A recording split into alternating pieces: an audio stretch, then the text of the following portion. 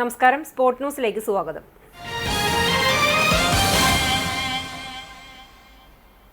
തൃപ്രയാറിൽ ജിംനേഷ്യത്തിന്റെയും beauty സലൂണിന്റെയും മറവിൽ വൻതോതിൽ ലഹരി മരുന്ന് വിൽപ്പന നടത്തിയിരുന്ന യുവതിയെ തൃശൂർ റൂറൽ പോലീസ് അറസ്റ്റ് ചെയ്തു. പെരിങ്ങോട്ടുകര താന്യം സ്വദേശി ചെറിയത്ത് വീട്ടിൽ ശ്രീലക്ഷ്മിയാണ് അറസ്റ്റിലായത്. ഇവരിൽ നിന്ന് 2.270 കിലോഗ്രാം ഹാഷിഷ് ഓയിൽ പിടിച്ചെടുത്തു.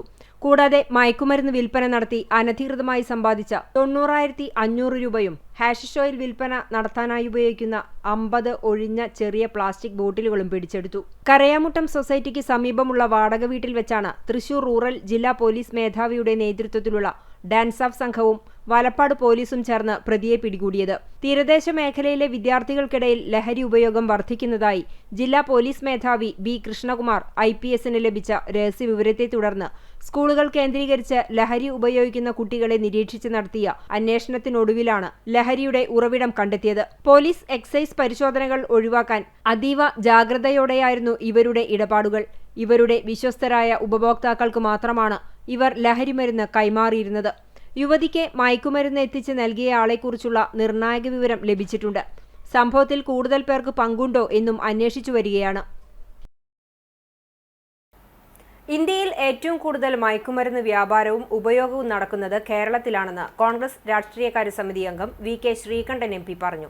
UDF സ്ഥാനാർത്ഥി CH റഷീദിന്റെ തെരഞ്ഞെടുപ്പ് പ്രചരണാർത്ഥം ഗുരുവായൂർ ടൗൺഹാളിൽ സംഘടിപ്പിച്ച നിയോജക മണ്ഡലം കൺവെൻഷൻ ഉദ്ഘാടനം ചെയ്ത് സംസാരിക്കുകയായിരുന്നു അദ്ദേഹം. കഴിഞ്ഞ 10 വർഷത്തെ പിണറായി സർക്കാരിന്റെ ഭരണ നേട്ടമാണ് ഇതെന്നും അദ്ദേഹം കുറ്റപ്പെടുത്തി. കേന്ദ്ര സർക്കാർ പാർലമെന്റിൽ വെച്ച രേഖയുടെ അടിസ്ഥാനത്തിലാണ് താനിത് പറയുന്നത്. ഗുജറാത്ത് കടലിടുക്ക് വഴി മയക്കുമരുന്ന് കേരള തീരത്തെത്തുന്നു എന്ന വിവരങ്ങൾ പുറത്തുവന്നിട്ടും തടയിടാൻ സർക്കാരിന് കഴിഞ്ഞില്ല. കേരളത്തിലെ ക്ഷേമ പദ്ധതികൾ സർക്കാർ തകർത്തെറിഞ്ഞു. കാർഷിക മലയോര മേഖല തകർന്നു. വീട്ടുനികുതിയും കെട്ടിട നികുതിയും കുത്തനെ കൂട്ടി. വൈദ്യുതി നിരക്ക് നിരവധി തവണ വർദ്ധിപ്പിച്ചു. മിന്നൽ മാജിക് എന്ന പേരിൽ പുതിയ മദ്യമിറക്കി കേരളീയരുടെ കുടുംബജീവിതം സർക്കാർ തകർത്തുവെന്നും അദ്ദേഹം ആരോപിച്ചു.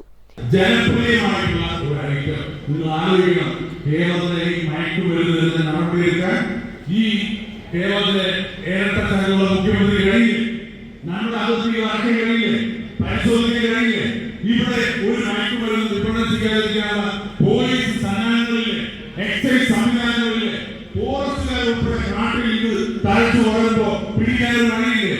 നമ്മുടെ സമൂഹത്തെ കാണുന്ന തിന്നുന്ന ഏറ്റവും മാരകമായ വിപത്തായി ജനങ്ങൾ തമ്മിലടിക്കുന്ന, വീട്ടുകാർ തമ്മിലടിക്കുന്ന, എല്ലാവരുടെയും സ്വസ്ഥത കളഞ്ഞ അടുത്ത തലമുറയെ ഇല്ലാതാക്കുന്ന ഏറ്റവും മാരകമായ വിഷം ഈ കേരളം മുഴുവൻ പരത്തല്ലേ? മുക്കിൽ മൂലയിൽ കിട്ടല്ലേ? പെട്ടിക്കടകളിൽ കിട്ടല്ലേ? UDF നിയോജക മണ്ഡലം ചെയർമാൻ RV അബ്ദുൾ റഹീം അധ്യക്ഷത വഹിച്ചു.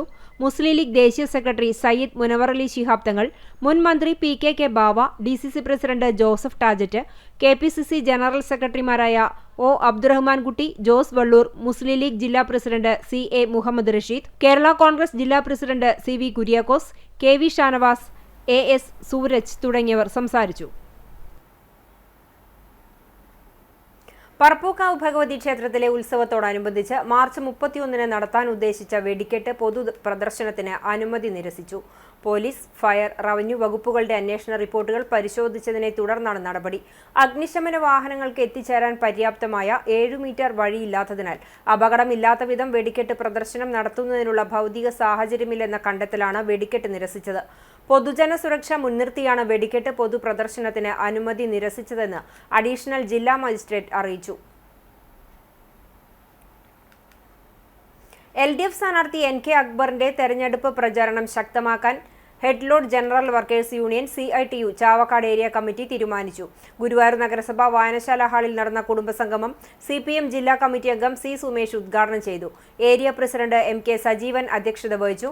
Area vice president KA Shameer, area secretary KS Manoj, area vice president Unni Varanad, CITU കേന്ദ്ര വർക്കിംഗ് കമ്മിറ്റി അംഗം RV Iqbal, Susheelan Mangalakunnu, KC Anil, James Aloor, MA Jayan തുടങ്ങിയവർ സംസാരിച്ചു. ചരമം. തയ്യൂർ പരേതനായ അറക്കൽ ഔസേപ്പ് മകൻ തോമസ് നിര്യാതനായി 78 വയസ്സായിരുന്നു. സംസ്കാരം തയ്യൂർ നിത്യസഹായമാതാ ദേവാലയ സെമിത്തേരിയിൽ നടത്തി. ക്ലാര ഭാര്യയും മേഗി, മിനി, മിജി എന്നിവർ മക്കളുമാണ്. പഴഞ്ഞി ഹൈസ്കൂൾ റോഡിൽ താമസിക്കുന്ന കൊള്ളന്നൂർ പരേതനായ കൊച്ചുകുഞ്ഞൻ മകൻ സോമൻ നിര്യാതനായി 46 വയസ്സായിരുന്നു. വടകര കോംപ്ലറ്റീവ് എഞ്ചിനീയർ കോളേജിലെ ലാബ് ടെക്നീഷ്യനായിരുന്നു. പെഞ്ഞാമുക്ക് സ്കൂൾ റിട്ടയർഡ് അധ്യാപിക മേരി മാതാവും പഴഞ്ഞി മാർത്തോമ LP സ്കൂൾ അധ്യാപിക അജി ഭാര്യയുമാണ്. ഇമ്മാനുവൽ മകനാണ്. സംസ്കാരം ബുധനാഴ്ച നടക്കും. ഇതോടെ സ്പോർട് ന്യൂസ് സമാപിക്കുന്നു. നമസ്കാരം.